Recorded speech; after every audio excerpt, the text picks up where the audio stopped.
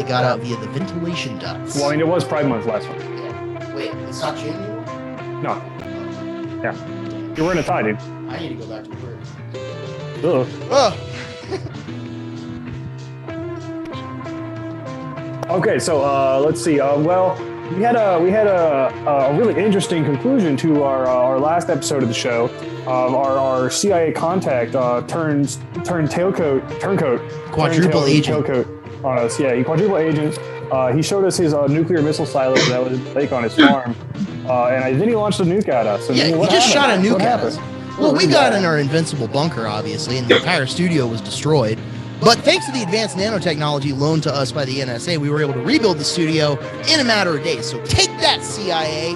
Next time you want to try and wipe us out, you're going to have to do better than that. Find something more creative than nukes. Send like a squad of those hero dogs or something after us.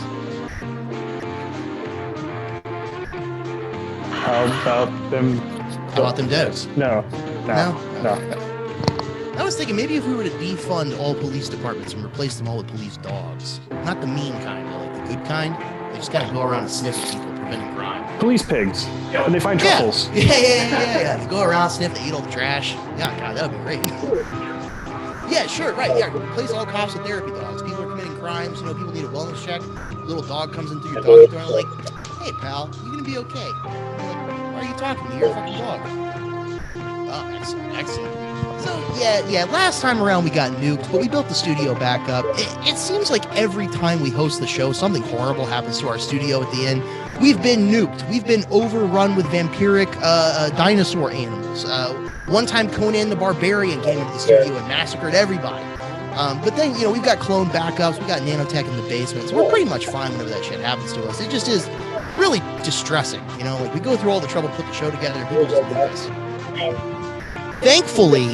Thankfully, we're not in the same place as you. So whatever happens to the studio, you'll be safe wherever it is you are. Which I just say, since I can make the audience talk and annoy the producer the entire time we're doing this, I'm just going to ask you all a bunch of questions. So, real quick before we do that, if there's anybody in the chat right now that was doing a YouTube live stream host, please let us know. We want to grab that link and post it up. So if you are doing that, just send that over to the executive producer, please. Yeah, I want to send this video to my mom. Like, hey, what are you doing?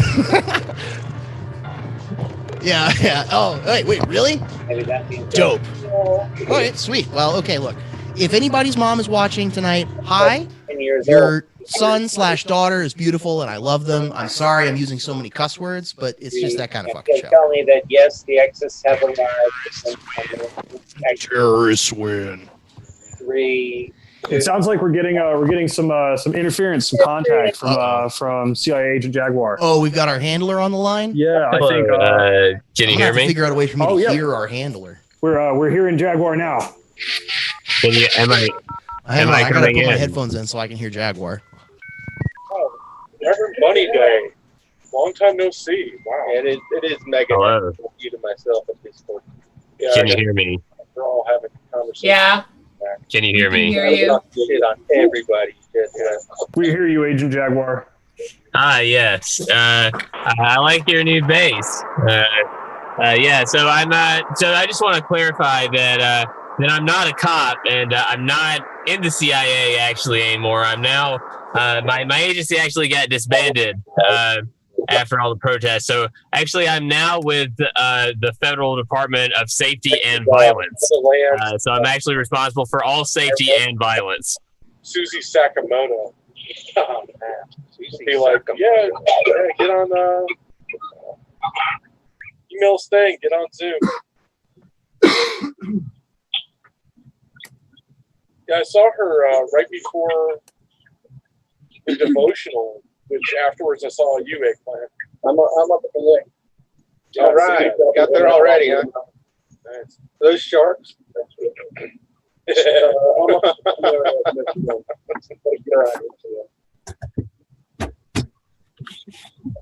So yes, I'm here at my secret base in Southwest somewhere, and Well, folks, it seems like the FBI is already trying to mess us up. We've got the CIA on the other line, but the FBI is jamming the call. So what I'm going to do is I'm going to have the CIA route the call through my special quantum secure line that can't be intercepted by the FBI, and then we'll show those cool guys who we respect.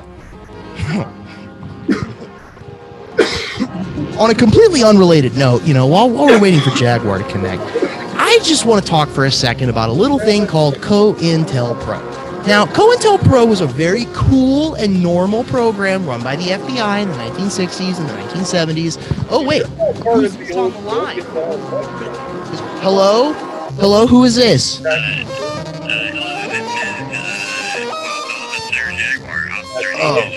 Officer Agent Jaguar. It is so good to hear your voice. Yes, I'm actually from the Department of Safety and Violence, formerly Agent Jaguar of the CIA, but I'm actually been promoted in rank into Agent Department. I'm now Officer Agent Jaguar. Couple friends down the police in the mail, all that shit. Oh, a sting operation. Well, first of all, Officer Agent Jaguar, congratulations on the promotion. I always knew you could do it. And what did you have to do to pass that test? Is you only had to assault 10 unarmed citizens? Is that correct? Yeah, so actually, I was an agent provocateur, and I started the riot, and then I lobbied to destroy the department that I was a part of, and then after we destroyed the department, then I was able to go seize all of the department's assets, and so now I have compromised all the department heads, so I was able to obtain all of their equipment, and so then I was able to start a new organization that we called the Department of Safety and Violence, so we just call it the safety team. So Okay. so I'm Officer Agent Jaguar on the safety team. Well, the safety team sounds, very, unassuming. It sounds very wholesome. But you're saying that so you performed your role as an agent provocateur so well that you collapsed your own department and forced the creation of a whole new bureaucracy? Yeah, that's right. We're under the assumed auspices of the supernatural government of XXIII is the first planet republic. Of course. Actually supersedes all United States laws.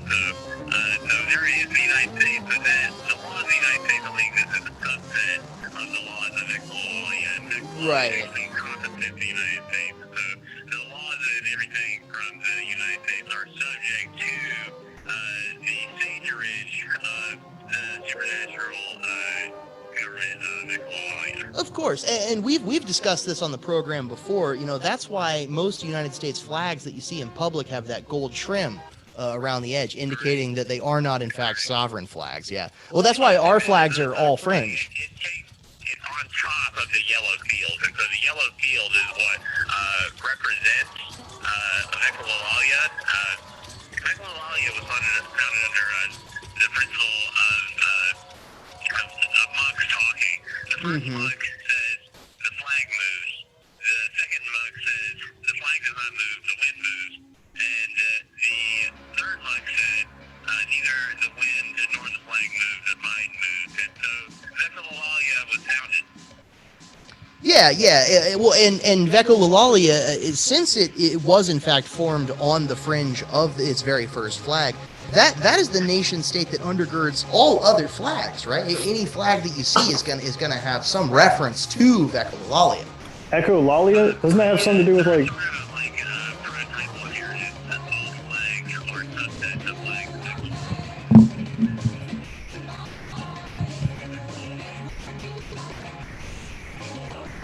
Just a quick visual aid for our audience here. This is an artist rendition of what the original flag of Vekolalia looked like. Now, this has not been confirmed by archaeology, but I did have a late night phone call on Discord with Alex Joe, who did in fact say I was correct. So I'm assuming that that's right. I'm just going to say that I'm right about it. That's how science works. Yes, you are. Okay, well, now you've just confirmed it, so now it's true. I actually am both a safety officer and a real and credible terrorist threat. Yeah, well, simultaneously, you're both of those things. And normally that's the FBI's job.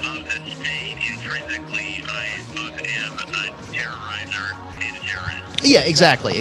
Both of those things simultaneously. That's how anything's able to get done in the international order. You have to be able to both be terrorizing and be terrorized yourself. Right. Yeah, the policy of the New World Order is that all people should be cops, and that all cops should be judge, jury, and executioner. Yeah. So that hopefully, at the end state of society should be that everyone is Judge Dredd. That's correct. Yeah, this is a mission of the department. Okay, so the Department of Safety and Violence wants to turn everybody into a Judge Dredd. Okay. So we have these self-replicators, basically. These automatic self-replicators, in the forms of these flags, and so we wanted to have as much self-replication as possible. So the very idea of Exolalia is inseparable from everyone's conscience. Sure. We've been indoctrinating people in neighborhoods. So what we've been doing is we've been distributing these flags. And so what we do is that we just put out a bunch of flags, and then we just say, hey, move these flags. And what they don't know is that under the rules, borders are actually set by where flags are. So by moving the flags, you're always extending the borders. Dr. Pizza Cream told me that the way that borders are decided is that there are people that are constantly running back and forth with flags on the borders of the country, and if those people never don't run, then those borders will always exist. Yeah, that's absolutely right. And that's why we have a team of unpaid laborers here at the studio that are constantly moving the flags around so that we actually aren't held legally liable for anything that we do here in studio. As long as we're within the flag border, we're completely safe from cops, judges, Judies, and executioners. Terrorists win. Oh, sure, yeah. All you have to do to deputize somebody is give them a flag. Just give them a flag and tell them, hey, you run right over there into that big swarm of police officers. And, see, right here, folks. It's this kind of flag. And we have these available on our website for only the low price of 99 installments of $99.99. So you yourself could have your own entire world dedicated just to whatever, weird debaucherous bullshit you're into. See, us here, we like to make a TV show. That's our thing. Maybe your thing is, some other weird thing, that I don't want to hear about or talk about, but as long as you've got the flags, you can't get in trouble for it. Don't forget to mention that I am also selling invincible bunkers. Oh. They are actually new cruise, so. Well, now this is a very exciting offer, folks. You can go to my website, jaguarforpresident.com, and you can find one tomorrow. Yeah, just go ahead and pick yourselves up an invincible bunker, pick up a couple of flags. While you're at it, go ahead and donate to Jaguar for President's campaign. If he gets elected, I promise you, something will happen. Absolutely, something will certainly happen. But back with the flags, so basically what we've done is a PSYOP where we've given all these people these flags and told them to move them. And what they've done is they've replaced national flags. And so instead of having a flag of your country or a favorite sports team, you instead have the flag of Exolalia. And so now whole neighborhoods are overrun with Exolalian flags. Well, that's interesting. It's an organic invasion. Our supernatural role, yeah. So we're actually heavily represented in the United States Navy. Over 70% of the United States Navy is actually sworn allegiance to Exolalia. Well, that's incredible. That famous military saying, once you've got the seamen, you've got them all. That's correct. Now, okay, so why do you think the Navy is so drawn to flags? Is it because the flags flutter so majestically in the wind on the decks of their ships? Well, actually, the Navy has a very long history with flags that actually goes back to a system of flag signaling that they were able to do computations and coding with flags. Yeah, they would dance at each other with flags in hand. Yes, much like one would see at a stripping club. The flags are actually on the dicks of the ships, not the decks of the ships. Ah, okay, now it makes sense. Studying the works of there's a professor actually, his name is Dr. Pizza Cream, and actually if you study his work and you ponder them long enough, then you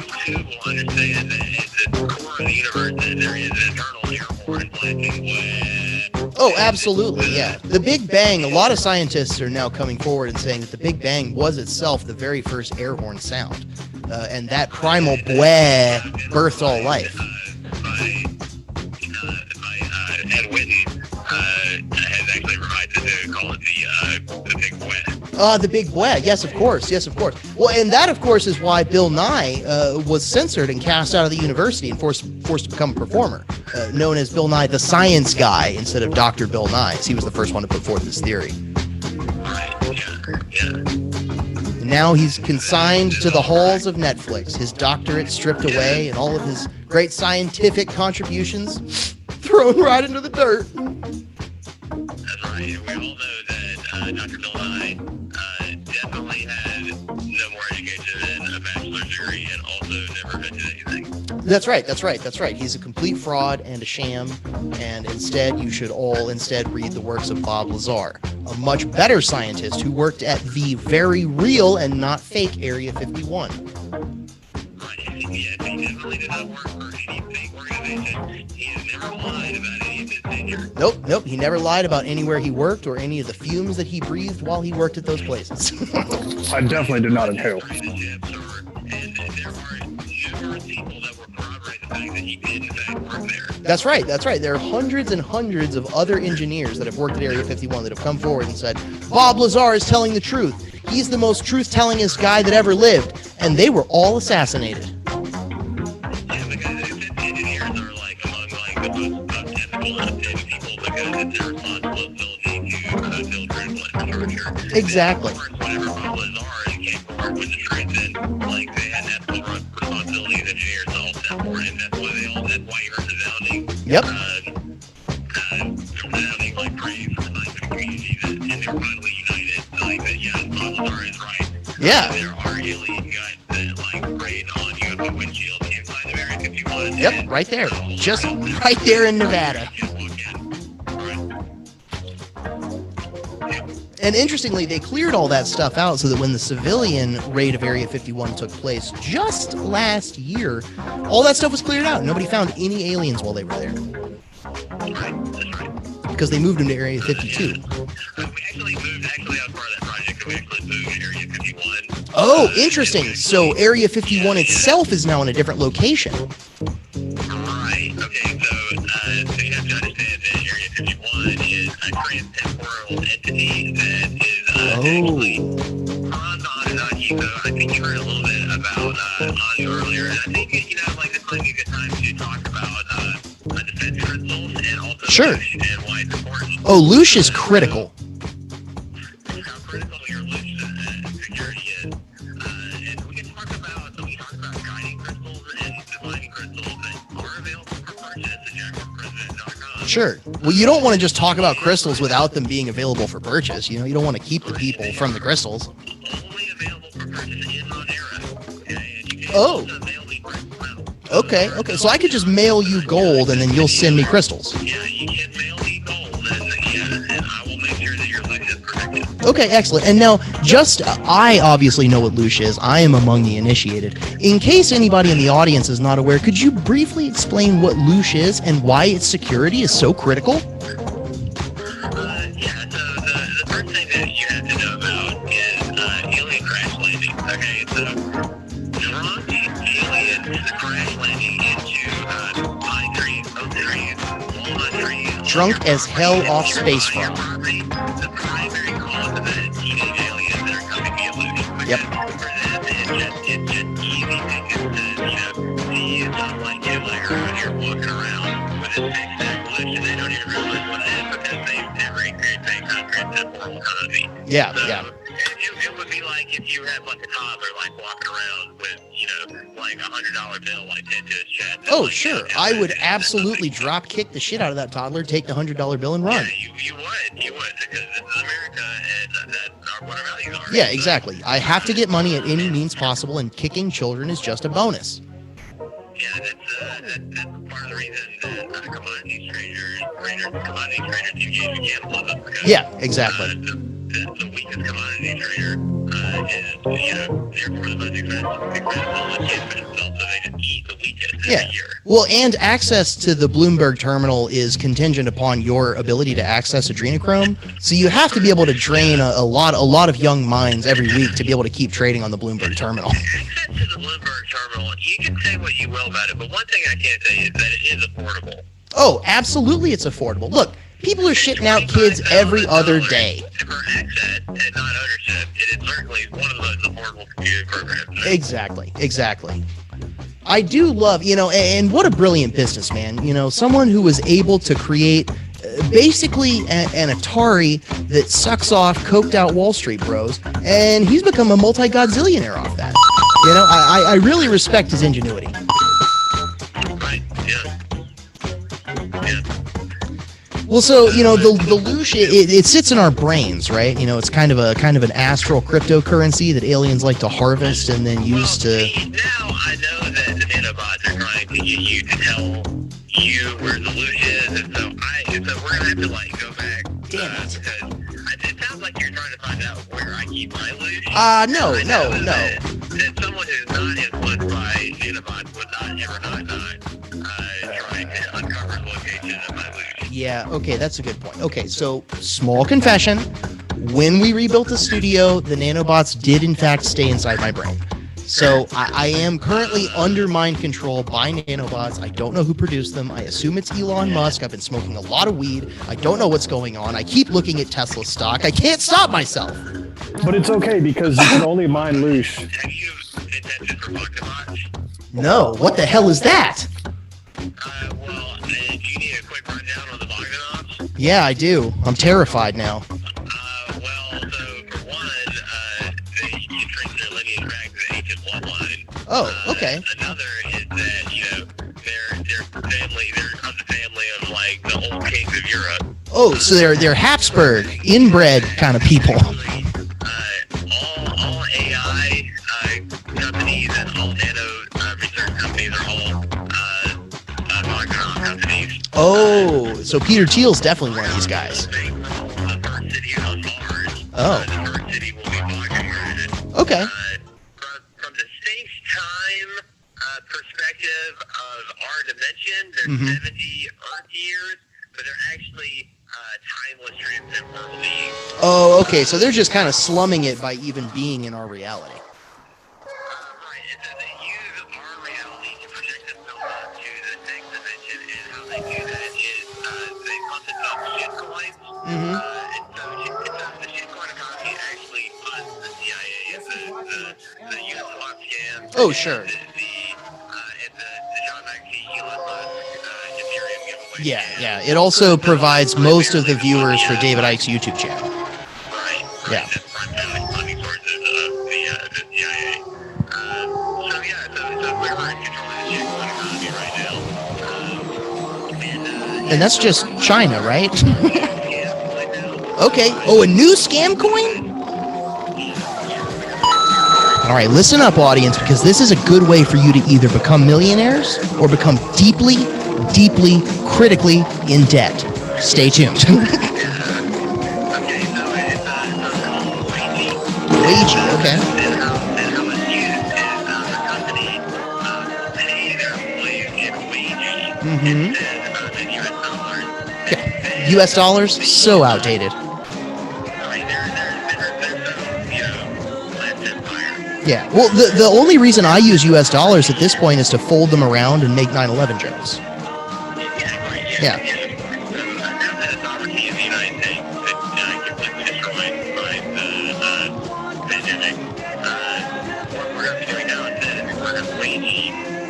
So you pay wagey by your employer, and then you can exclusively use your wagey to buy things from your employer, and you're not allowed to buy anything else with any other money. You're actually only allowed to have wagey from now on. Okay, well that's going to be a problem for me because I work at a dildo factory. And I get that dildos are very useful for a number of different things, obviously sexual intercourse, but also, construction, punishing your children, that sorts of thing. But I don't think I can eat dildos. How am I supposed to survive? Is this going to become a sort of a barter economy where I'm surreptitiously meeting a guy who works in Burger King, swapping multiple Whoppers for butt plugs? Well, that's going to be the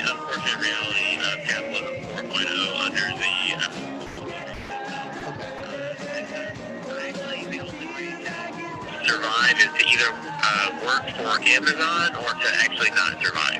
So okay. all jobs will be provided by Amazon, and your dildo factory has already been purchased by Jeff Bezos. Yeah, we've been working for Jeff for several months now.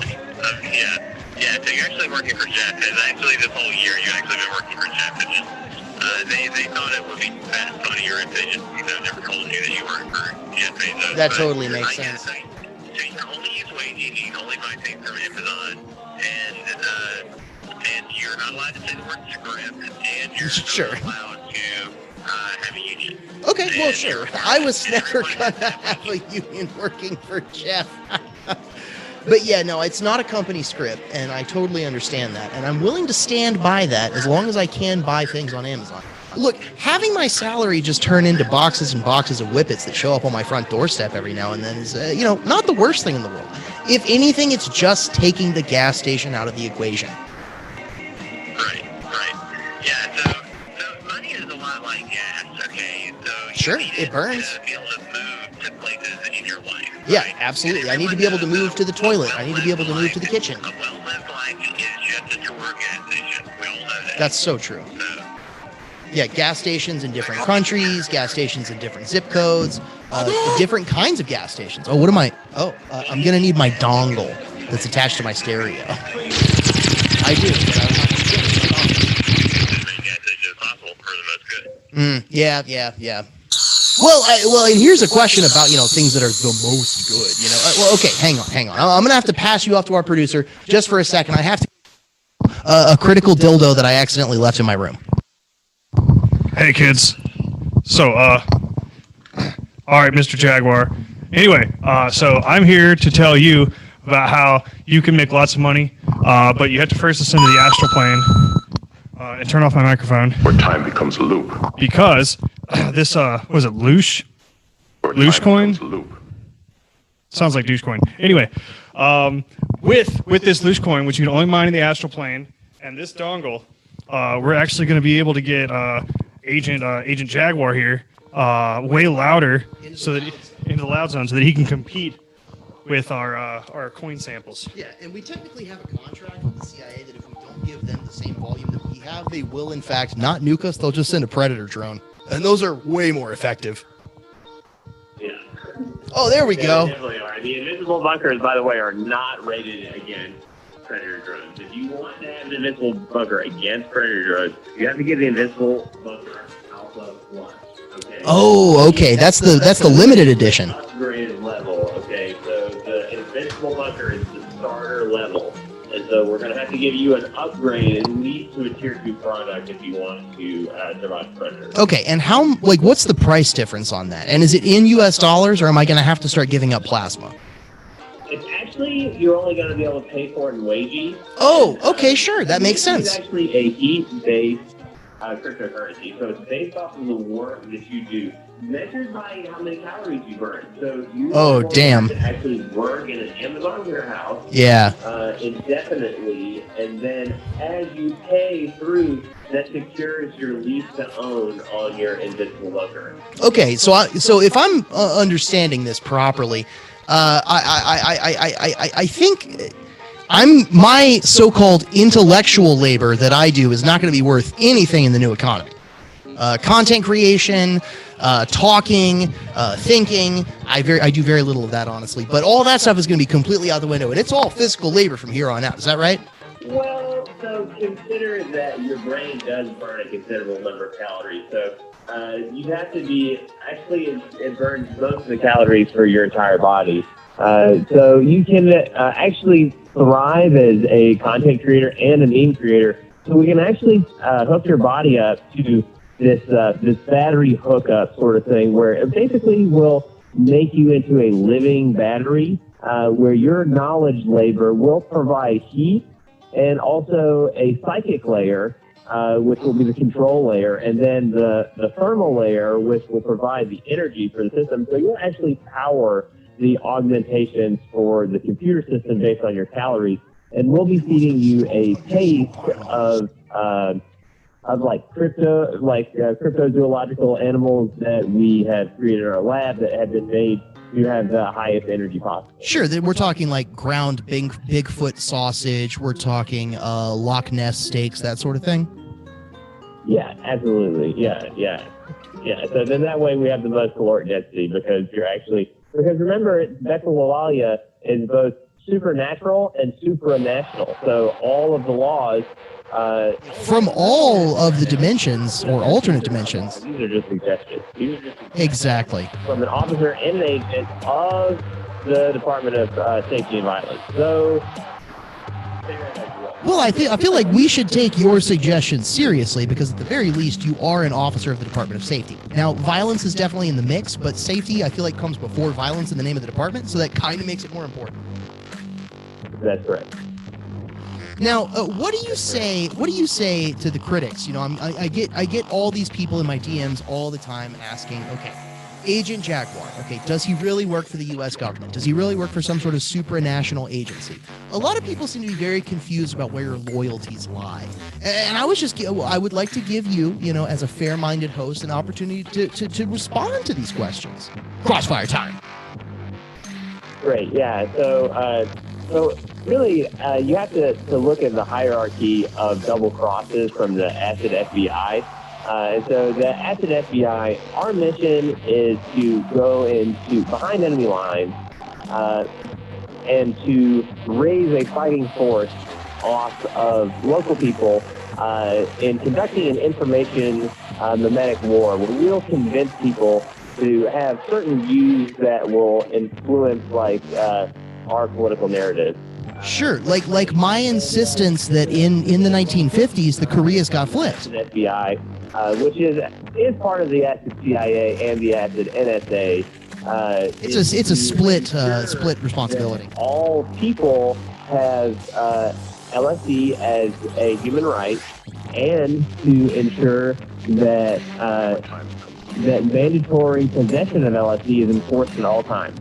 So it's a necessity that you always have your LSD constantly, and that is a crime if you don't have it, and it is completely legal, and you are prescribed it. And since we are not a punitive state, since we're not a punitive agency, any ticket or citation that we write you for an acid cop would write you, any ticket or citation that you would receive is also a prescription for medical LSD, and it actually is written on blotter paper.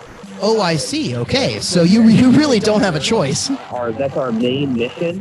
And so in the midst of this information war, you know, sometimes you'll have to take on multiple identities. You'll have to have unscrupulous forms of income. You'll have to engage in conspiracies. And you'll have to just have to have completely manufactured red herrings that basically take attention away from you in the news cycle. And we're able to do that. Right. Well, I mean, which is the whole reason for this pandemic, right? I mean, the CIA came up with the pandemic to try and distract everybody from the fact that they're being dosed with LSD constantly. Isn't that right? That's right. Yes. All the masks that we have actually distributed are actually all covered with ALD52, which is a further refinement of LSD. And so yeah, everyone that is wearing their mask, and that's why it's so important that everyone wears their mask, because every single mask is dosed with LSD. Yeah, remember that, folks. It's very important if you're going out in public, wear your mask. That mask has LSD implanted in it that will keep you sane and healthy while you're out there amongst the rest of the normals out there. And you'll notice energetic. Oh, so energetic. Look, get rid of that morning coffee. Just slap that mask on in the morning, breathe deep, get those little LSD particles right up your nostrils, and you'll be ready to face the day and whatever kind of bullshit your boss has to throw at you. Your bloodstream. Remember the genius of Albert Hoffman, who accidentally made LSD whenever he was trying to make heart medicine for a megacorp. And I would like to think, you know, obviously Albert Hoffman lived long before Bob revealed the truth, you know, about the world and the normals and the conspiracy. I would like to think that Albert Hoffman was in contact with a young J.R. Bob Dobbs and, you know, maybe got a little bit of influence from it. Can we just have a quick moment of admiration for J.R. Bob Dobbs? Yeah, everybody, let's have a quick moment of admiration for J.R. Bob Dobbs. What you're going to want to do is you're going to want to take out your wallets. You're going to want to look at all the money you've got in there.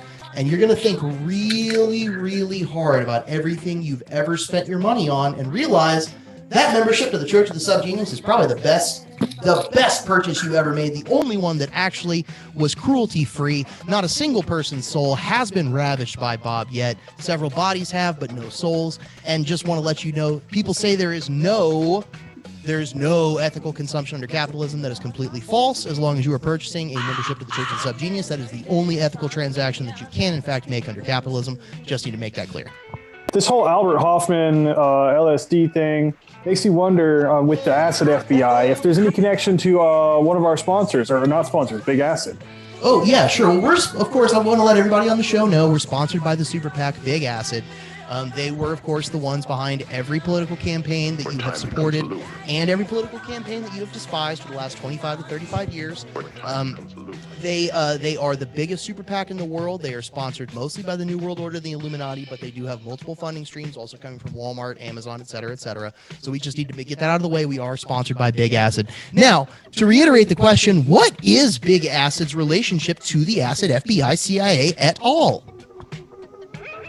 So I'm actually on the distribution level for the Acid FBI. So it's my job mainly to determine logistics and supply chain, and making sure that that's adequate from the level of, from the agriculture that it takes to harvest the very first creation. Sure, the massive ergot farms in Afghanistan. Or to the prescription pad of any acid cop who is, by God's law, endowed with power of life and death. And they also prescribe acid. From end to end, I'm part of the team that is responsible for ensuring the security of this entire supply chain. Well, yeah, thank you for being so honest and upfront about that. It's good to know that the people who are weaponizing our pineal glands do have our best interests in mind. Now, I've heard a lot of chatter recently about how the acid cops and the acid FBI and the acid NSA are all plotting to put LSD somehow that's able to be beamed into the eyeballs directly into social media. Has any progress been made on that, or are we still trapped in a hellscape? So actually, you're going to need to look into some of the research that's coming out right now from Mega Harvard. That's actually my friend that I've cited a couple of times here, actually is a professor at Mega Harvard. For those in the audience that don't know, Mega Harvard is the subsidiary of Harvard that's on the moon. It is a place that is behind the moon, and it is perfectly spherical. And when professors from Mega Harvard speak to each other, they make their hands into sort of a sphere to represent the smoothness of their brain, and then they bow to one another. It's sort of a namaste. They actually were ahead of everyone on the coronavirus pandemic. Well, it's a little known fact that if your brain is smooth, you're immune to corona.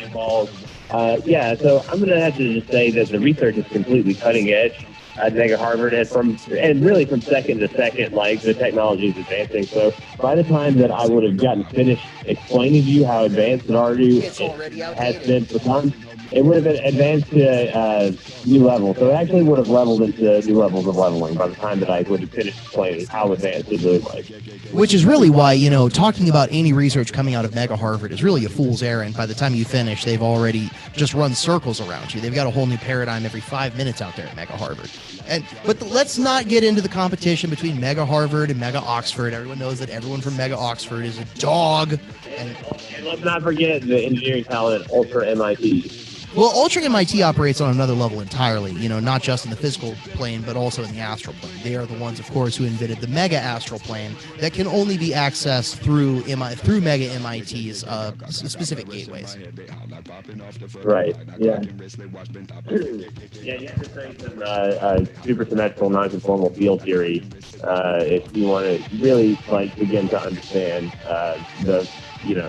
why Mega MIT was able to defer itself from Ultra Mega Ultra Mega MIT, which then became Ultra MIT, which is leveled into new levels of leveling and advanced beyond advancements, and has bled new skirts. Oh, they bled so many new skirts. I mean, they were the ones that first uncovered the primal airhorn technology that did, in fact, lead to the creation of ley lines and, Stonehenge, et cetera, et cetera. Yeah, they actually use ley lines to cut the Georgia Guidestones. Yes, that's right. For those in the audience that don't know, we here in the state of Georgia have our very own Stonehenge known as the Georgia Guidestones. These Guidestones include messages to a future post-apocalypse humanity, including such nuggets of wisdom as maybe try not to overpopulate and stuff like that. Lots of genius notions are included on the Georgia Guidestones. They are, of course, they were funded by the Illuminati and the New World Order. I know some people have some negative associations with those organizations, but they are just NGOs trying to do their best out there, like Oxfam, the Red Cross, et cetera, et cetera. So we did have a couple crowd questions about acid. We have a couple questions about acid. I don't know why people think we know so much about acid, but, please. Hey, Jaguar, would you stay on the line and help us answer these questions? Yeah, I'll be standing by, and please conduct a visit that you need to. Absolutely. And remember, folks, he's here for a sting operation, so please do something illegal before the end of this so he has something to report to his boss. Yeah, I just want to make sure, I want to encourage everybody, if you want a law to be changed, you have to break that law in a way that makes no one want to prosecute you. You can actually commit any crime that you would like to commit, as long as you do it in such a way that nobody feels like prosecuting you. As long as you do that, if you can bring a smile to a judge's face, then they'll never convict you. Because you can actually, again, please, I encourage you, please go out and break the law in a way that you will never be prosecuted, because we just won't want to prosecute you, and you will then make society better. That's right. We call this the Killdozer method, or alternately the Christopher Dorner method. Legal just informed me that I am required contractually to say parody in the game. Parody in the game. We're doing all of this in Minecraft. We're doing a Minecraft Let's Play, and we're doing all of this in the game of Minecraft. Right. So about those questions about acid. So some folks wanted to know about this whole corporate acid deal, and if there were any competitors offering, farm-to-table acid. Oh, you're talking about slow acid. Yeah, farm-to-table acid. Yeah, so that stuff is actually really interesting. It tends actually to kill more people than it gets high, because they are, in fact, just serving raw ergot. But if you can manage to get past the initial food poisoning and your liver shutting down, you will have the most powerful trip you've ever had. Something like if you were to boof 20 pounds of ayahuasca, something along those lines. Now, I wouldn't say that they're a full-on competitor, because, again, so many people die from ergot poisoning. But, I mean, Big Acid is just a U.S.-based conglomerate. You've also got Big Euro Acid, otherwise known as House Acid. And then I don't know anything about the Asian acid market. Mafia acid. Well, of course, Mafia acid's only in New York City. Okay, so we have another question. Is there such a thing as bad acid? Is there such a thing as bad acid? Jaguar, I think I might want to defer to you for the first answer on this. I mean, I know that, of course, there was the infamous orange acid back in the day that was produced by the CIA and used to lead to the downfall of the one great Jerry Garcia. But do you know of any current bad acid that's going around, and do you have any particular stories about that, Agent Jaguar? No, and the CIA has never done anything wrong.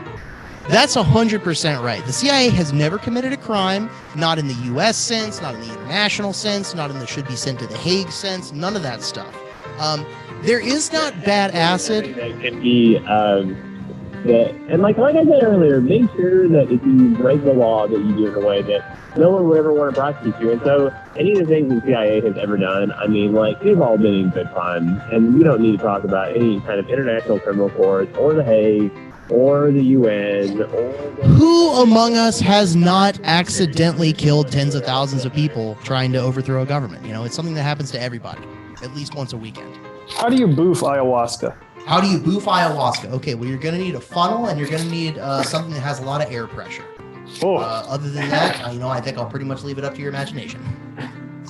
Yeah, you need about 2 days to process it after that, yeah. So we're coming up on the end of the first hour of the Too Late show, and it's not quite too late. We're just halfway too late. Yeah, we're just halfway to too late. Yeah. So coming up during the next hour, we may or may not have some Tuvan throat singing. We're gonna have some more delicious ads for you. Maybe some original music. Acid.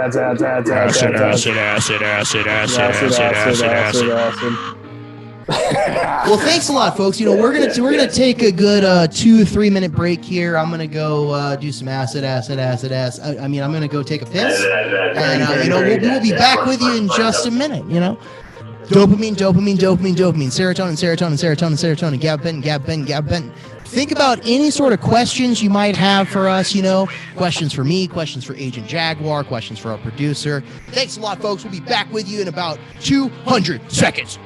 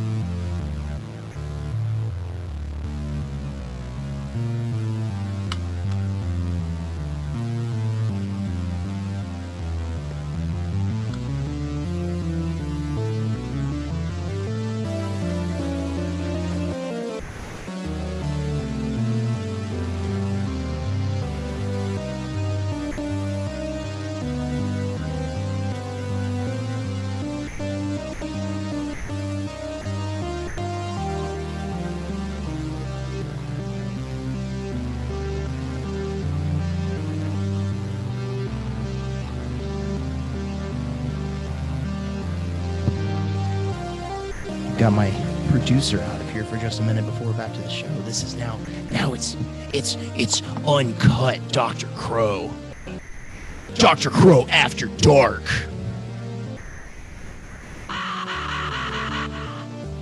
Oh yeah, no. As long as the producer's not here, legal's not here at all. You know, I can do or say whatever I want. The power, the absolute.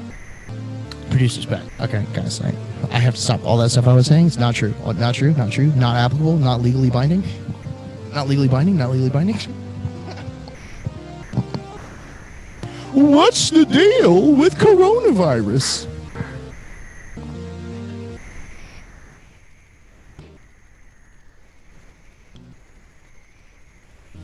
How do I turn Jaguar back on? Oh no, he ended the call.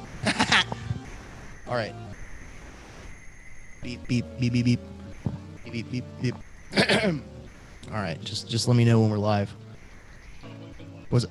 Oh, wait, what? I thought this was all practice. I wouldn't have said all that stuff about acid if I didn't know we were live.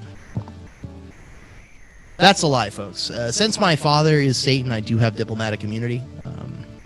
People have attempted to arrest me many times, but it hasn't, it hasn't worked yet. That I know of.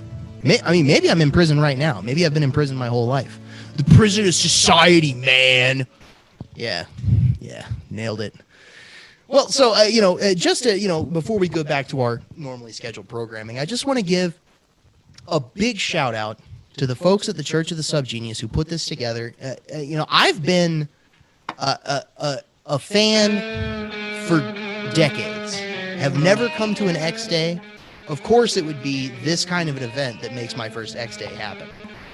But again, just huge shout out to everybody that put this together. The Church of the Subgenius community is fantastic. A lot of other groups would just not get together and do the crazy stuff that you all are doing this weekend. So, a big round of applause for you and yours for making this happen, putting this together, making this a possibility to lighten up our monotonous lives a little bit during this time. So during the second half of the show, we're gonna have a little bit of entertainment. We're gonna have a couple of laughs. Hopefully, we're gonna have a couple people from the audience come up and talk to us a little bit. So for those of you sitting out in the audience, if you think you have something to say, if you have something important, or if you have some sort of insight into the life of the Subgenius, we would like to talk to you. This is a talk show after all. And we would like to hear, how the Subgenius is out there live. Oh, what's this? What's that? I'm getting a phone call. Who could this be? This is Dr. Crow. Hang on. Let me get you back on the loudspeaker. Beep beep beep beep beep boop boop beep boop boop boop beep boop boop boop boop boop boop beep boop boop boop. Okay, you've been beeped. Yes, this is the artist formerly known as Crow.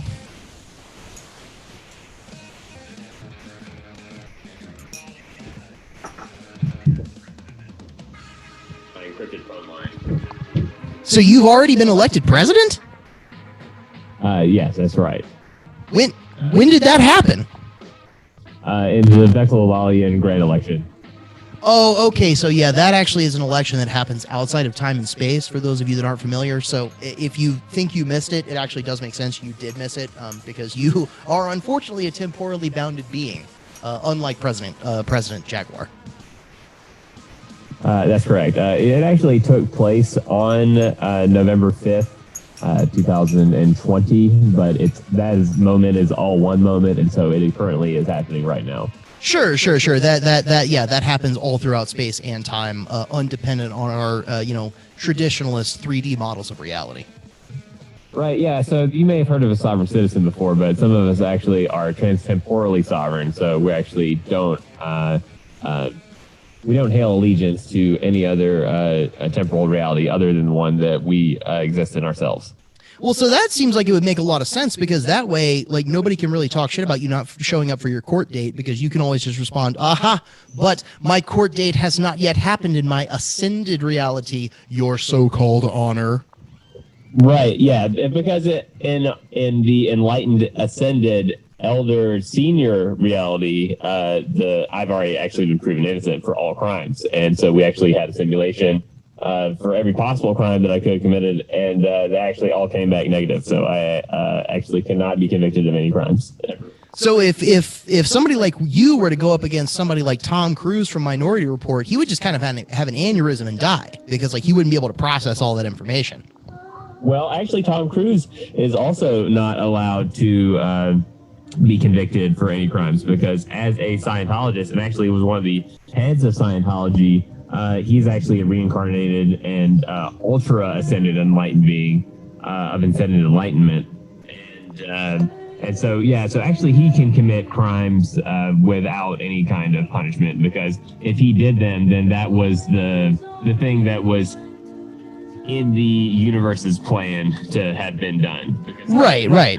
So it could not be a crime. Whims of God. Yeah. Well, and that's like, you'll notice that the Indo-European root for Scientology is the same as the Indo-European root for sovereign citizen. They both come from Sa. So, there is a deep connection there. Right.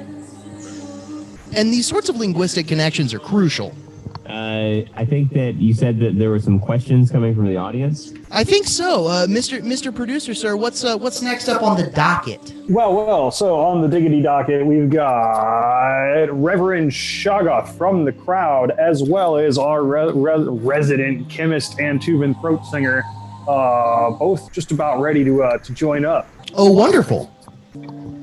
Yeah. So we can field a call from the throat singer whenever we feel like it. And I think I saw Shoggoth going to get a chaser for his liquor, and then he'll be back on. Oh, excellent. Okay. Well, then, let's do the call with Mr. Throat Singer in probably about 15 minutes. We'll shoot the shit, talk with the audience, Let Jaguar say his piece. He is, after all, president now. We do. Mr. President, first of all, honor to talk to you. Never talked to an American president before outside of just screeds that I wrote online. What are you gonna do? What's your platform? Oh yeah, okay, great. So I'm glad you asked. So actually a lot of things. So one, we're going to be fixing traffic, so we won't have traffic problems anymore. That's beautiful. So that's actually how I got elected, is because I was able to contrast myself from my pro-traffic opponent. Oh, that bastard. Doing a lot of things. So one is that we're going to be performing all of academia. Academia is going to be completely restructured, and now all grad students are going to be paid a minimum wage of $50,000 a year, and they'll be paid accordingly because they are our best and brightest, and they're giving their best years to this academic research, where they're paid the worst and feed the worst. If we're not going to do that anymore, we're going to pay them all $50,000 a year. I have no vested interest in that whatsoever, but I think that's goddamn brilliant. Yeah. So, and then we'll encourage this as the field that people can go into, and they can thrive in the field and not have to worry about having to take an industry job, and they can actually move the field forward. The next thing is that we're going to be cutting all police departments in the United States are going to be disbanded, and there's going to be departments of safety, and all of the police funding that it goes to 90% of city budgets are going to be put into I accidentally just hung up on Agent Jaguar. Those crypto channels are finicky. And, if you tell them to turn off, they turn off. It's rough, but I'm going to get him back on the line here. I don't want to cut him off. Yeah, there we go. I'm sorry, Agent Jaguar. We got cut off by the CIA. The regular CIA. That's okay. That's okay. That's okay. We'll punish the CIA for this later. Yes, the nanobots actually were malfunctioning in my last speech. I think that we got turned off by some interference, some malfeasance.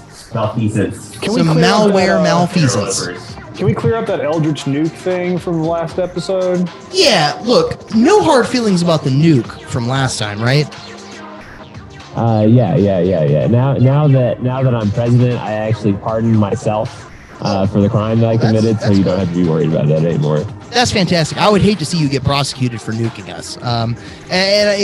I encourage everyone to break laws as long as they know that in the way that they commit the crime, that no one will prosecute them.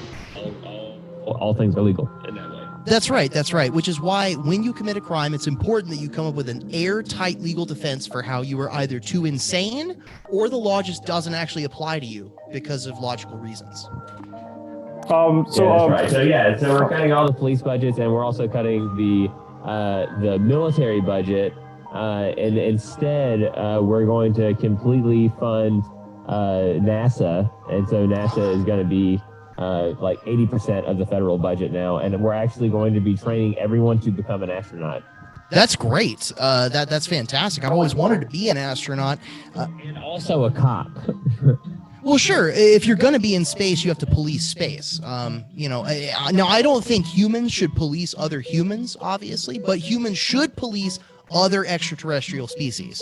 Right. We have something about police. Right. So everyone will be trained as an astronaut and as a law enforcement officer for their whole life. So you'll have all the things that you'll need to know to basically be a spacefaring person.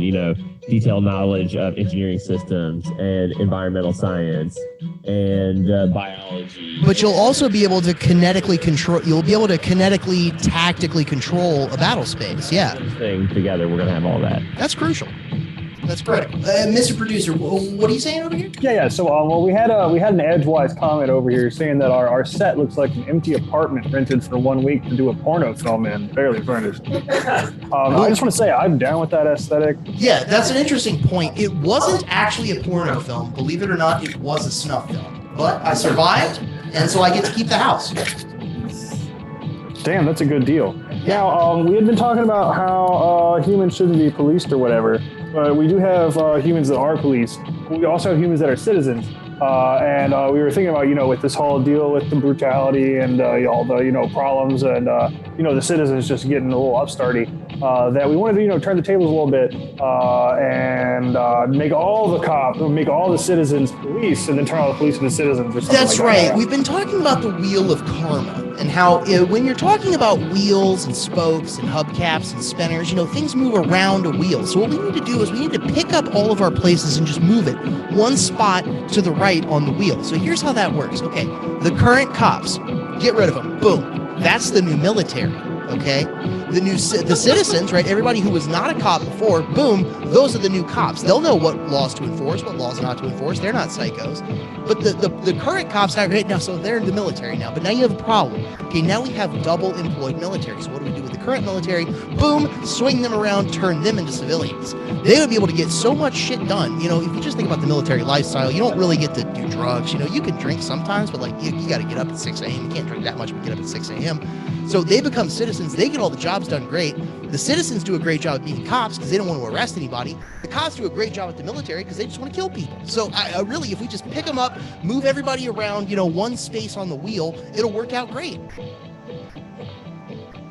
Would you support that as president? President.com. Yeah. If you would like to talk to the secretary, actually, Dr. Crow is actually the Secretary of State under the new charter of Exolalia, I'm being told right now. So nailed it. Be able to enact these policies internationally, hopefully, under your leadership. As Secretary of State, I promise the people of America a Benghazi every day.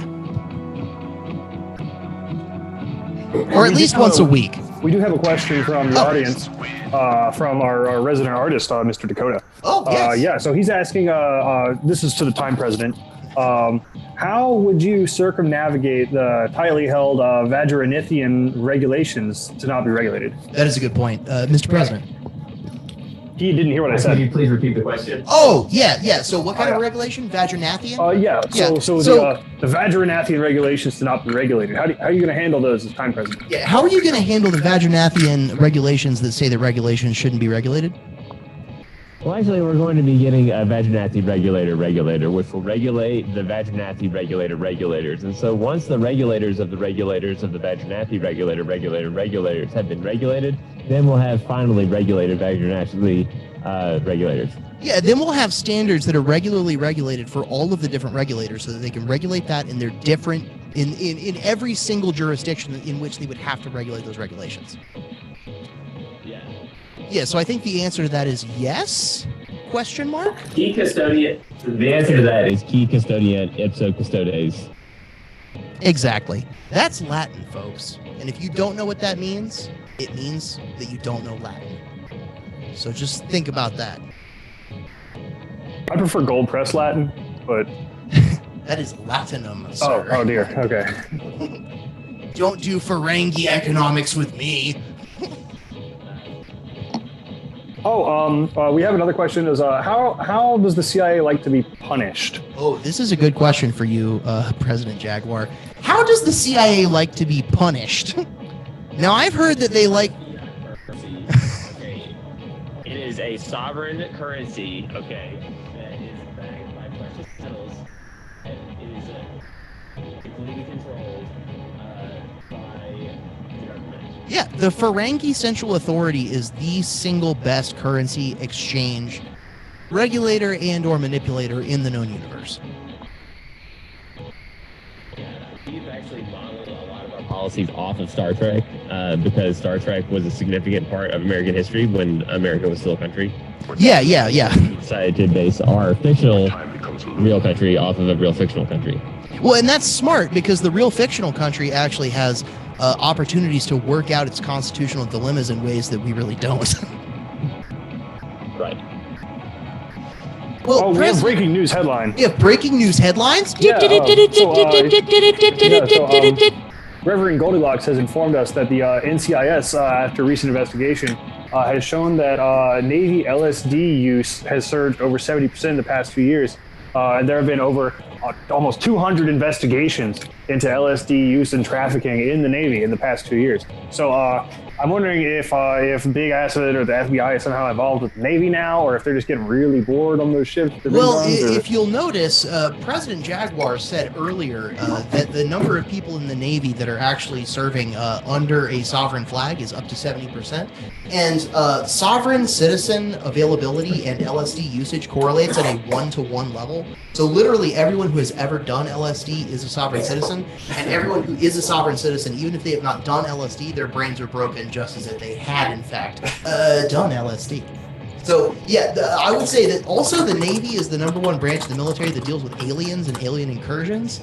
And if you're going to talk to aliens, taking LSD is a huge prerequisite for even being able to do that. So it does not surprise me that the Navy has been doing LSD. What you really need to look into is the amount of people in the Air Force huffing jankum up in these planes. That's the real danger of national security. That's right. Black crack is a problem that has plagued this nation for too long. People hitting the ash pipe, and it's going to stop under my administration. That's great because, I mean, we're talking not only Air Force personnel, but also construction workers. Every time you walk into a porta potty, you are assaulted with jankum fumes. Right. That is great. And just to backtrack, I'll circle back and get back on the Navy here. So I think it's important to... The Navy loves having people on their back, so yeah, let's keep going. The Navy is the most powerful force in the world. Because they control nuclear submarines. They can be at any place at any time, and they can run underwater indefinitely because they're based on nuclear power. I'm fairly certain that there's a nuclear submarine in the creek out behind my house. Now, I've seen several mutated animals creep out of the creek from behind my house, which is why I'm fairly certain they keep a nuclear submarine there just to keep me cowed. Yeah, there actually have been no reported accidents in the United States Navy with any kind of nuclear accidents. However, there have been some nuclear experiments that have taken place that may have had some casualties. But, you know, that's all part of the game whenever you're controlling the entire world's seaports. And also, this nodule of the Trans-Temporal Realities greatest interdimensional spaceport. So when you're the Navy, you're in control of all those things, and you're also in control of all FCC regulations, broadcast law, and radios. That's right, and not a lot of people know this, but the reason that you are subjected to MK Ultra programming on the radio every single day is that's actually a directive from the Navy that never got taken down. They realized decades ago that sort of programming doesn't work, but they actually just forgot to change it, so you're forced to listen to top 40 bullshit on the radio every single day. That's right. The engineers that implemented the systems and know how they work have died, and they're connected to other critical infrastructure that everyone else is too scared to turn off. Yeah, if we take that stuff down, then Pornhub also goes down, and that's a matter of national security. Yeah. It's good to know. You heard it here first, folks. The new president supports the Pornhub economy and Pornhub critical infrastructure. Yeah. And the Rhino bars. Yeah. The Rhino bars. The horn yeah, clubs. so national security is an important thing. So it's important to talk about healthcare we're talking about national security, because what national security really means is the nation secure? Are we safe? And so that's why we've implemented safety teams all across the nation. Are we gonna start leveraging the power of the U.S. military to fix our healthcare? That's a part. We have to fix our education. That's another part of public safety. And we have to make sure that every citizen over the age of 25 has taken a megadose of LSD. Yeah, absolutely. So we've got only a couple more minutes until our next guest. And for, I think just the last little thing we got here is there's been some comments in the chat about how Disney is full of anti-psychedelic subliminal programming, which I would imagine puts them directly in conflict with the ACID FBI and other such organizations, including our... Yeah, so Disney is actually the anti-acid. So Walt Disney actually changed his name when he started his professional career. His original initials were DSL, which, if you'll notice, only clever listeners will pick up on the fact that that is the opposite of LSD. So yeah, Walt Disney actually created his entire media empire to fight the subliminal acid messaging of the 1950s and the 1960s by forcing us to watch anodyne bullshit. Now, President Jaguar, have you ever run into any Disney agents in your work with the former CIA? Yeah, we actually use Disney as a front organization and for further treachery, because we also run the Disney Corporation. Oh, interesting. So you have to produce your own double agents. Disney is that Disney has so much intellectual property, and they've expanded intellectual property rights for them so much that they're able to have legal teams that can take down anyone that shows any of their images without their consent. And so what we do is that the CIA, to conduct all of our operations, is that we just wear shirts that are just head-to-toe laser printed Disney characters and Disney intellectual properties. And so then that way there's going to be no video that circulates of us, because the Disney Corporation will be able to put whoever posts that into legal hell, and they'll have to borrow for generations to be able to fight lawsuits. I see. The Disney Corporation to provide us camouflage, because we can wear their copyrighted materials, and then through the Disney Corporation, just silence anyone that would ever show footage of us committing any so-called crimes. I see. So as long as you're doing your government overthrows and, executing rebels and throwing citizens out of planes, as long as you're doing that with a Mickey Mouse print shirt on, you actually can't be picked up by any video technology. That's correct. That is bloody brilliant. I will never get tired of hearing about how the CIA manages to just keep innovating. A lot of people say that tech is the big space to watch these days for disruption and innovation, but I'll tell you, the CIA started it first, and folks, believe me, they still do it the best. Now, President...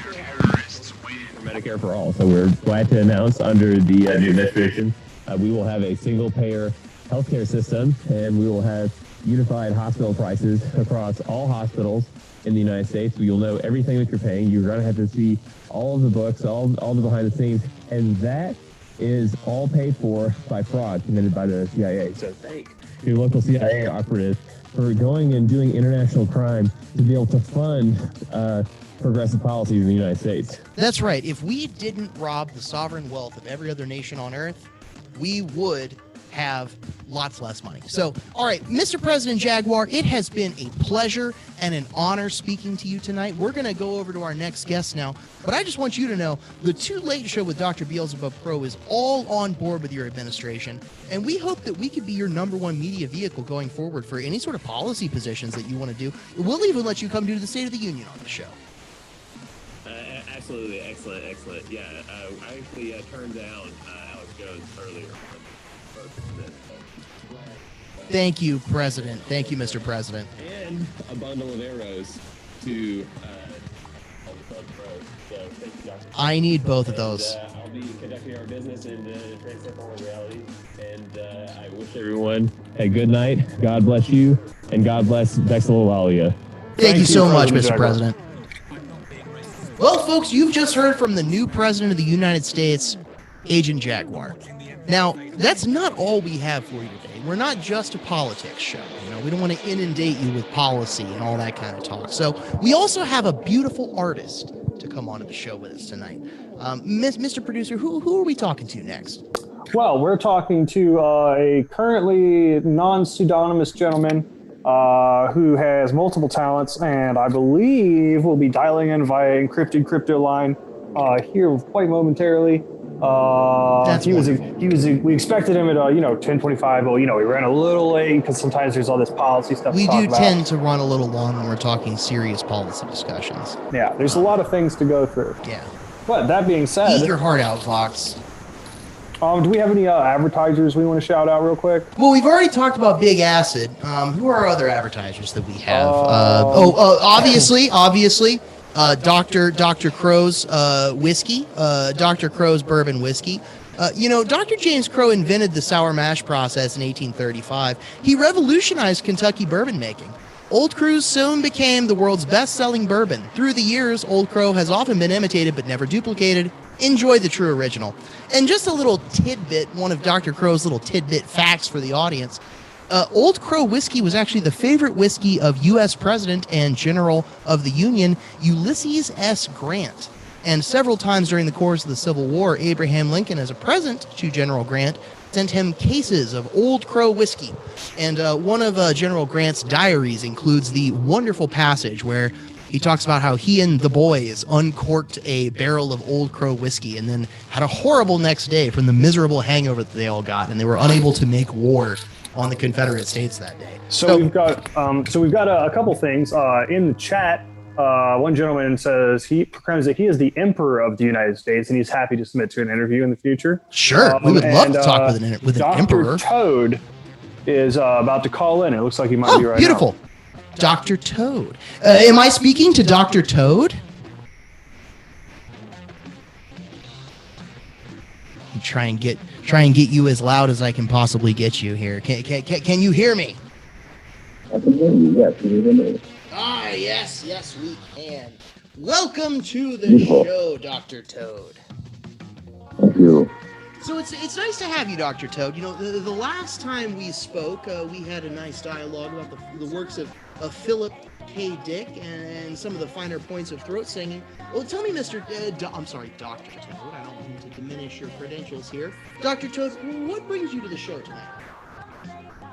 Well, there's a few different points that I really want to touch on.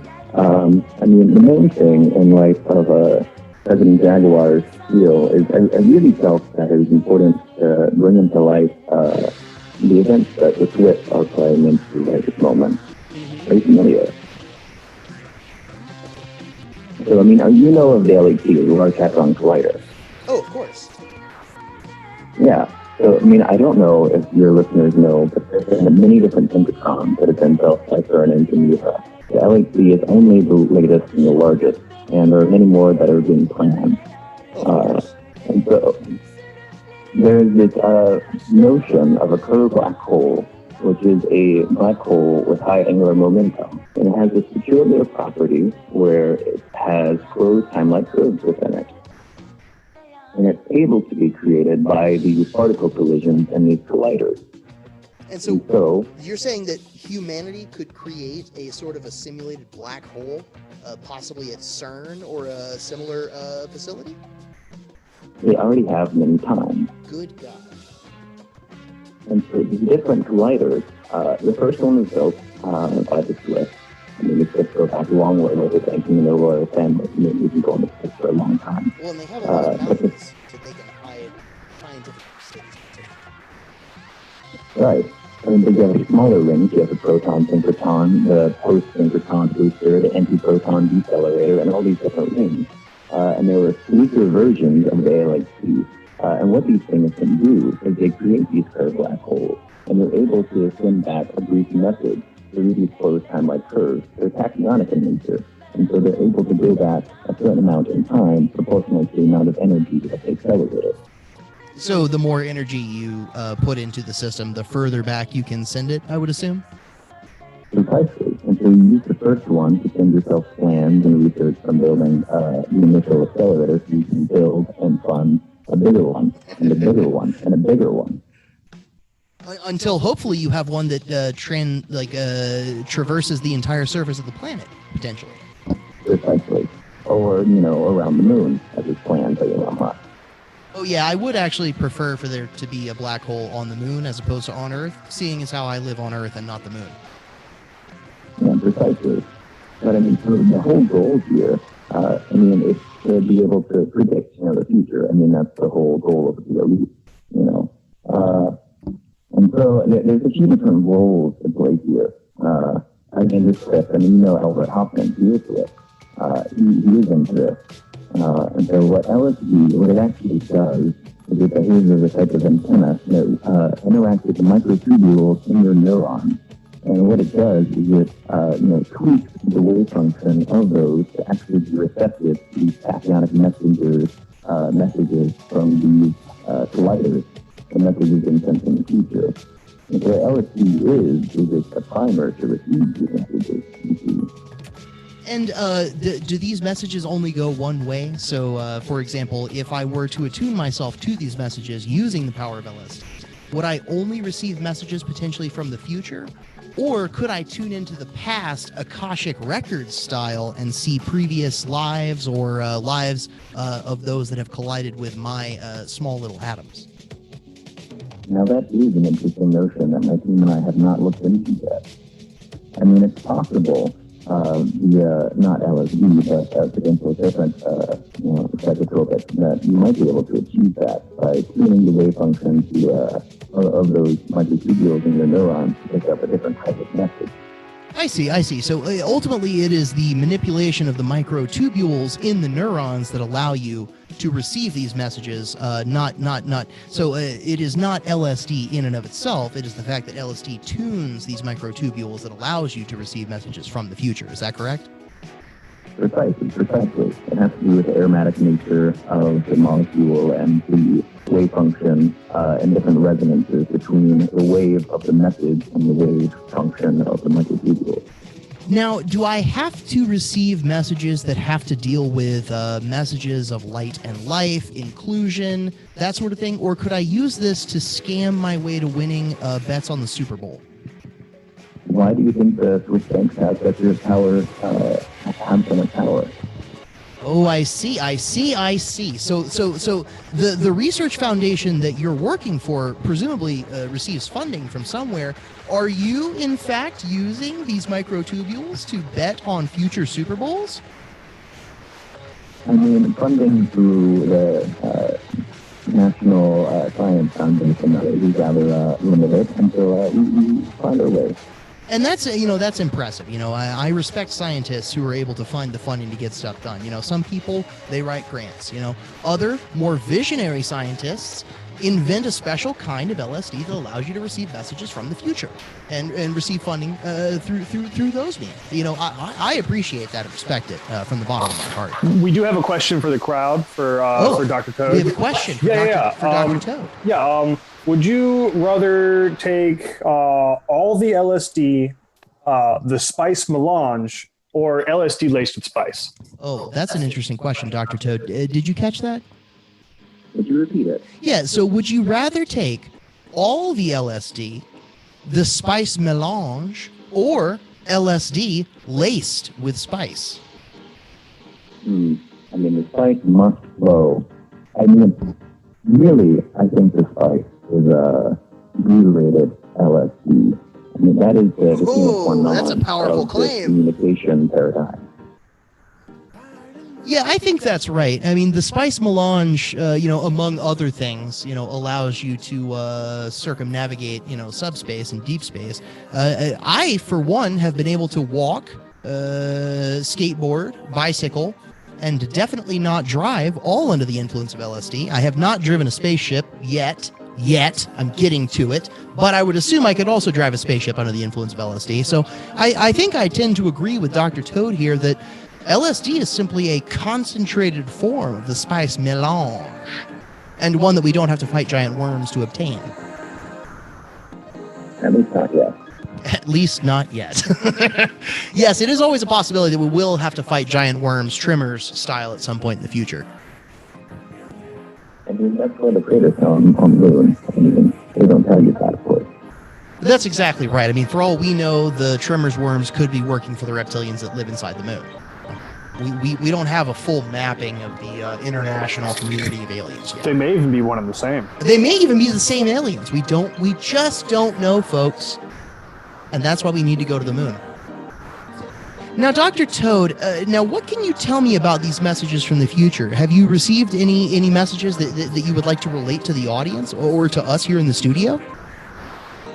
We have intercepted some of these from the higher echelons.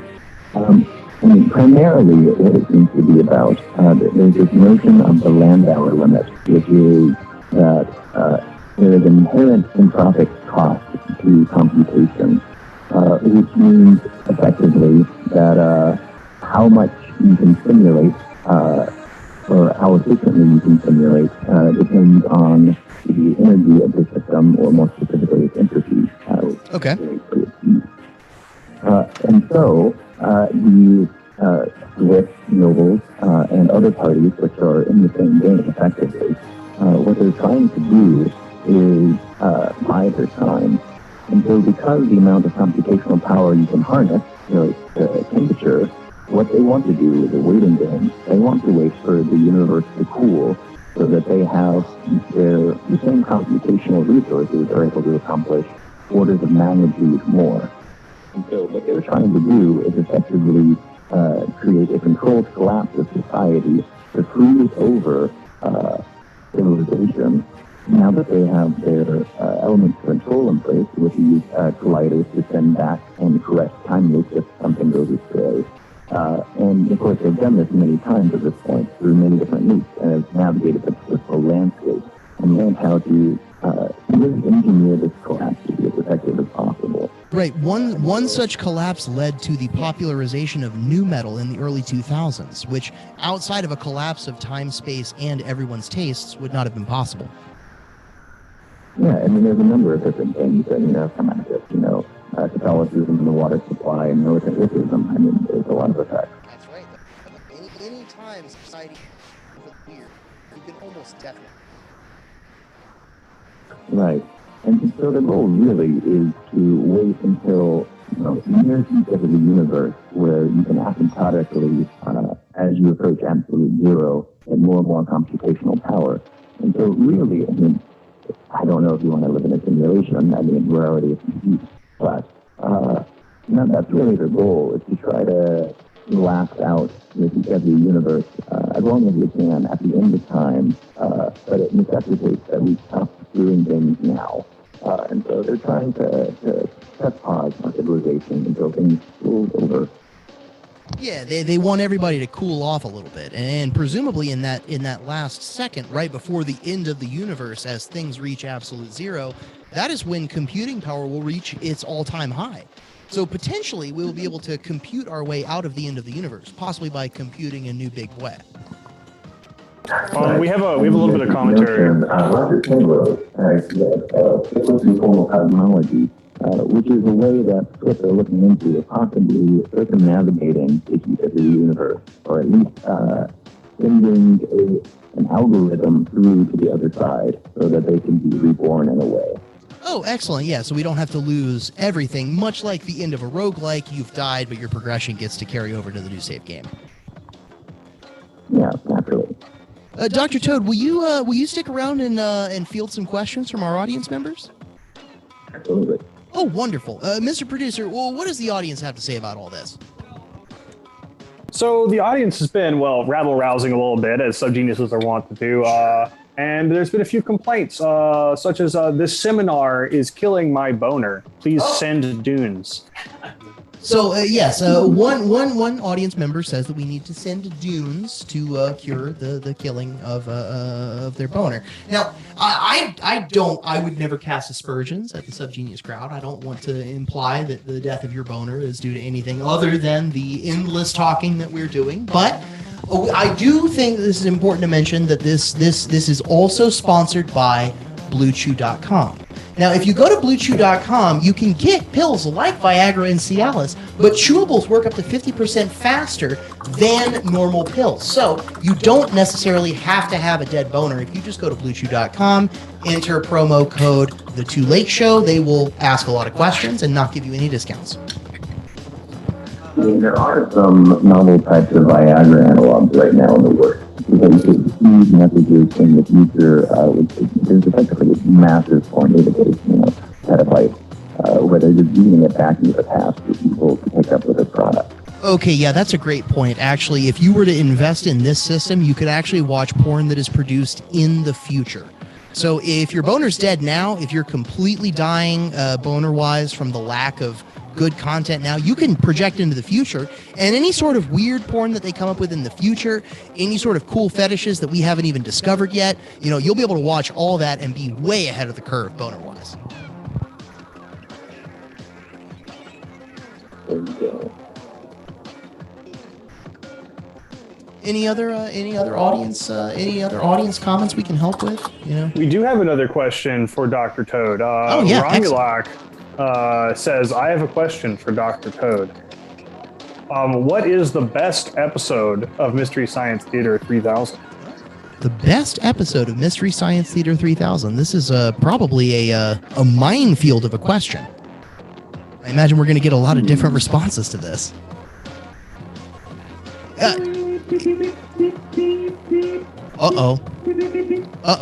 We've got some sort of a Morse code transmission happening. Now, I don't remember the name of the film personally, but I do recall a particular episode of Mystery Science Theater that dealt with giant spiders that had invaded the planet Earth. Don't remember the name of the movie, but highly recommend that one. Also, just for all of you sub-genii out there, if you're looking for a riffable movie to watch, let me please, for the love of God, recommend the movie Blood Machines by director Seth Eicherman. So Blood Machines is not a music video, not a film, not an art project, but more than all three. It is possibly simultaneously the stupidest and most profound film I have ever had the displeasure of putting my eyes on. I could not look away. It was brilliant. Every single piece of imagery absolutely shattered my expectations and conceptions of what film could do, but the script is just unbelievable. Unbelievably bad. It will smoothen your brain at the same time that it makes you ask complicated questions about the world. And if that's not a subgenius film, God damn it, I don't know what is. One person recommends Blood Machines. Blood Machines? The film Blood Machines? The incredible film Blood Machines? And we also have Reverend Shoggoth of the church ready to come in on Zoom and talk as well. Excellent. We have a little bit more from Dr. Toad. Yeah, Dr. Toad, do you have anything else you would like to let us know? Any sort of funding streams for your research we can check out? Are there any? Can you give us any ideas about who's going to win the Super Bowl that's not happening this year? I mean, we are working right now with the HARP installation, which of course you're probably familiar with. Oh, I love HARP. They do my very best weather manipulation. They made it rain during my wedding. Wonderful stuff. Yeah. I mean, so right now, they've been working on some stuff with, triggering atmospheric lightning events and radio interference. I mean, the rest of the world, they have their football right now. It's actually because of the HARP interference that we're just not able to receive their signal. Right now we're in our own bubble, isolated away. I see. In the Atlantic and the Pacific, there's just massive storms, lightning storms, blocking communications. So the real reason that the Europeans aren't going to let Americans into Europe now is that they actually can't see America. It's covered in a perpetual storm caused by some sort of temporal interference. Right. So, Reverend Shoggoth, feel free to pop in and come on video if you like. Dr. Toad, thank you so much for coming. We really appreciate it. Thanks for letting our audience know about your wonderful cutting-edge research that's happening. Yeah. Hopefully we can have you back on the show in the future. I do not know how.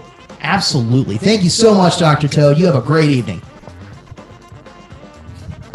All right, so now we're going to have Reverend Shoggoth from the church come into the chat here. Oh, I got to figure out a way that I can hear Reverend Shoggoth talk, I just realized. Oh, yeah, that's true. Dun, dun, dun. I can do this.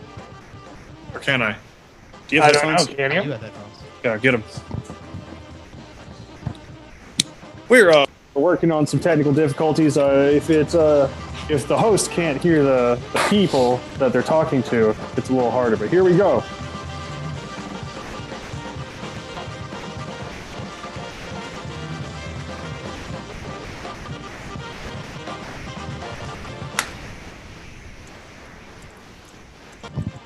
Hello, is this Reverend Shagath that I? Hi, can you hear me? Am I audible for the good folks? You're audible to me. I do not hear myself coming through on the stream.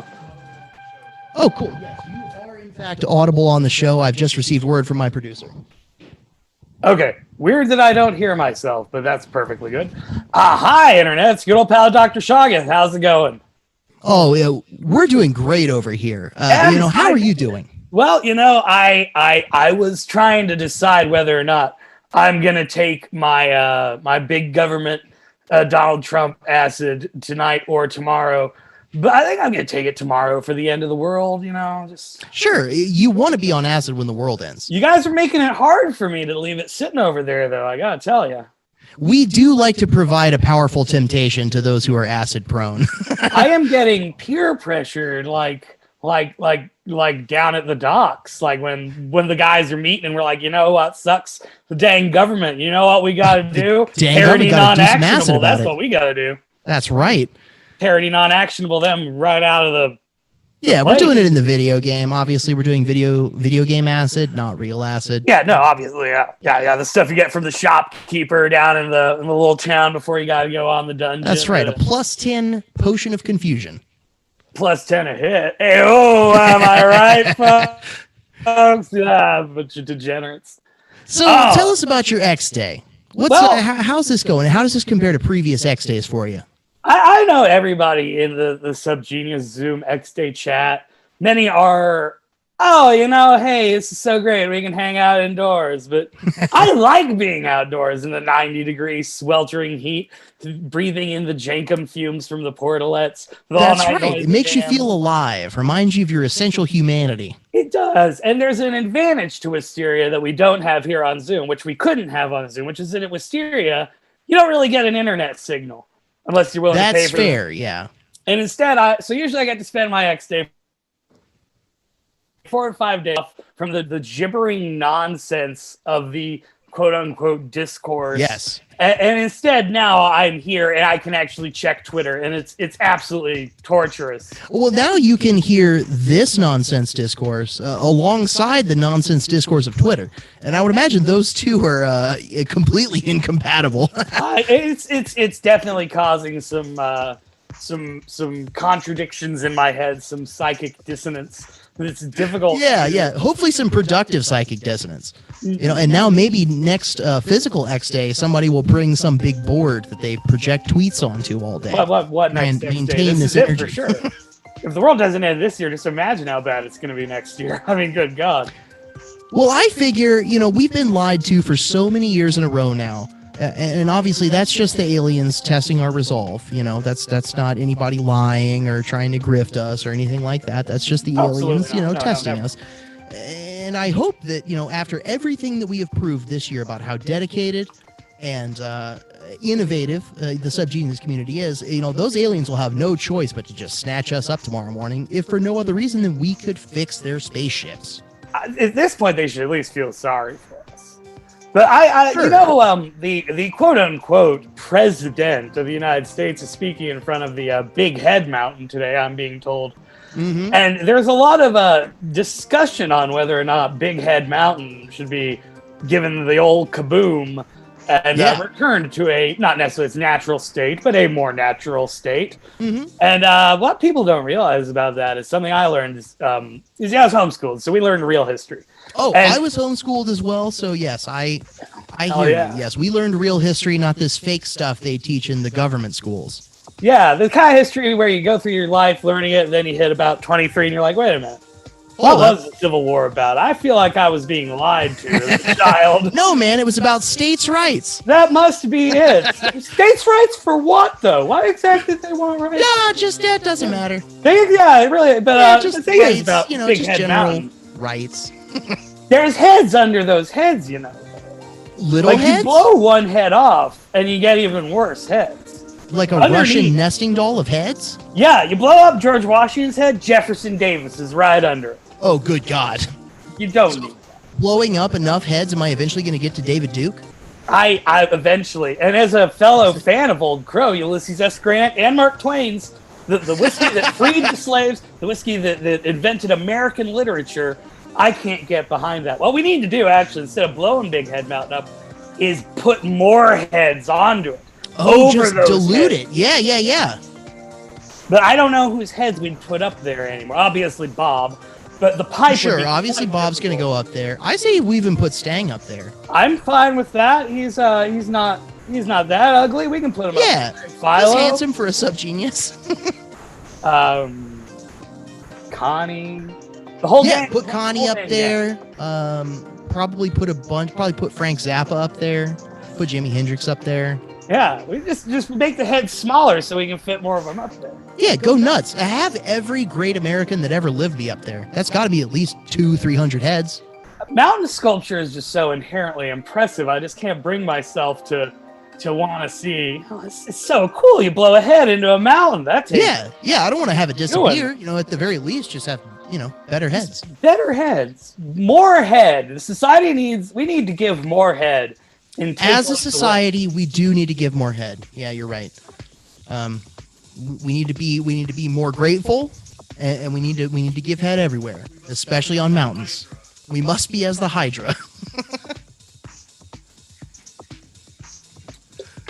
So what kind of heads would you want to see up there, other than the, obvious inclusions of Bob? Stanley Kubrick. Absolutely. Oh, Stanley absolutely. Kubrick. Definitely. Look, if anybody took the fight to the Illuminati, it was Stanley Kubrick. Man did. I mean, the big problem one of the big problems I have with Church of Subgenius was first time I went to X Day, it did not look like the party from Eyes Wide Shut. Oh, and sure. It was not enough guys dressed in Navy uniforms trying to bang your wife. Yeah. No, Stang's not out there with the stick. Conk, conk, conk. Yeah. There's no password.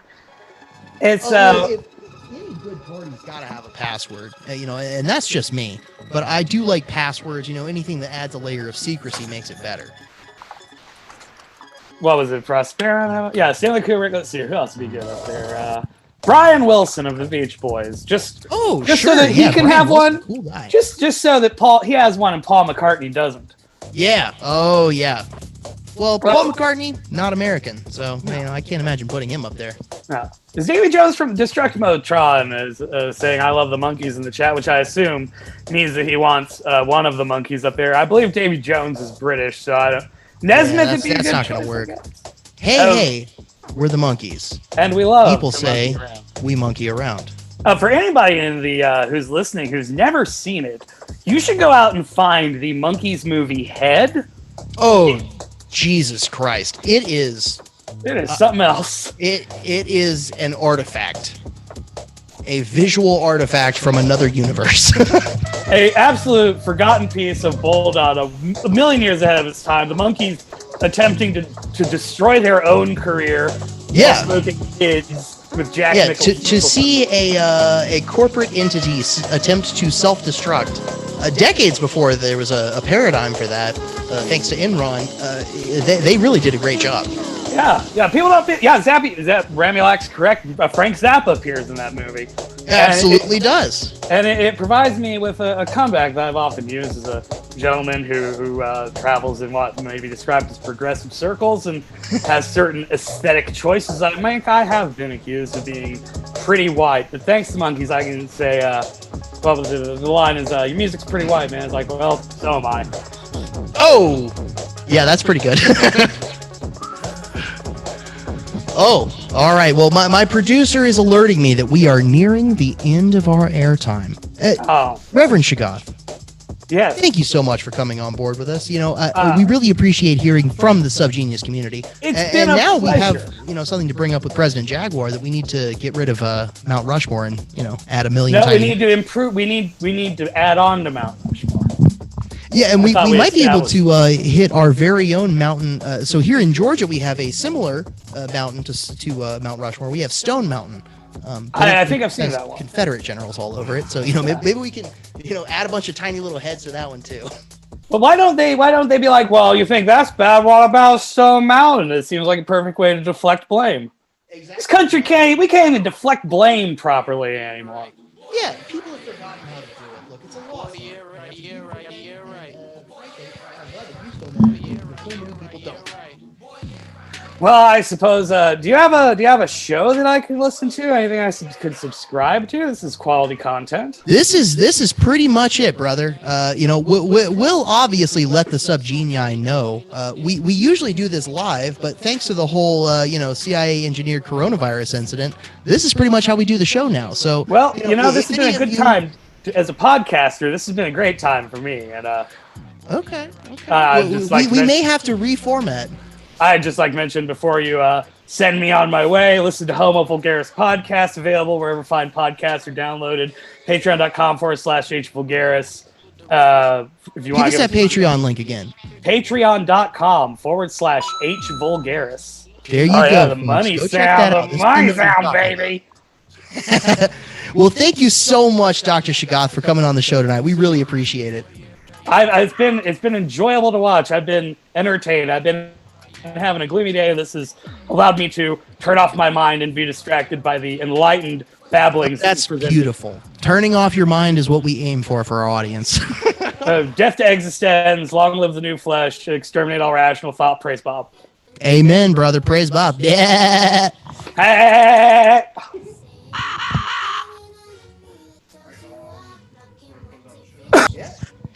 Well, that's about all we got, ladies and gents. Thank you so much to the Subgenius Foundation for funding and bankrolling this whole thing. Thank you to BlueChew.com for funding us, and thank you to Big Acid for funding us, and thanks to everybody else for coming out and watching all this bullshit. We really appreciate it, and we hope we've at least entertained you, made you laugh a little bit, made you cry a little bit. Who's to say? We're not here to say. Let's ask Dr. Dre. Have a great night, everybody. We really appreciate it. Dr. Crow out.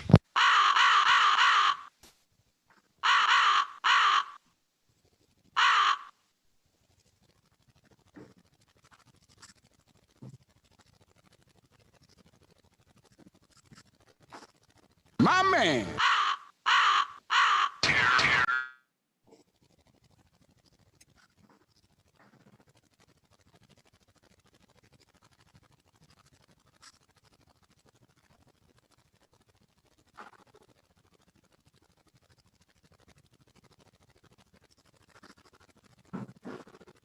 Hey, thanks everyone for joining us. Had a great time hanging with y'all. Hope you have a great rest of your evening, and look for us Too Late Show on various socials and YouTube in the future. And you can reach me via email right here. Y'all have a great night. All right, hey guys, how'd everything go? Oh,